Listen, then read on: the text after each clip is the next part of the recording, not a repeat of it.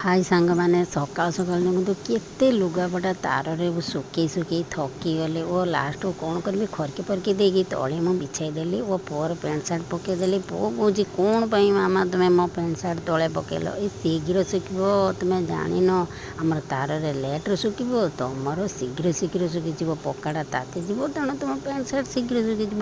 ଏତେ ସାରା ଲୁଗାପଟା କାଚି ପୁରା ଥାକ କରିଦେଲି। ସେତେ କରିକା ଓ ସଫା କରି ଆପଣମାନେ ବିଶ୍ୱାସ କରିବେନି, ମୁଁ ଥକି ପଡ଼ିଲି ଓ ସେ ଛାତ ଉପରେ ଟିକେ ବସି ପଡ଼ିଲି ଖରାରେ। ତାପରେ ଓ ପେଟ ତ ଭୋକରେ ତାତି ହେଲାଣି, କ'ଣ କରିବି ଯାଇ ମାଛ ତରକାରୀ ଟିକେ ବେସର ଦେଇ କରିଦେଲି ଓ ପଖାଳ ତା ସହିତ ମାଛ ଭଜା ଓ ମଟର ତରକାରୀ ଦେଇକି ଗାଁ କିନା ଖାଇଦେଲି।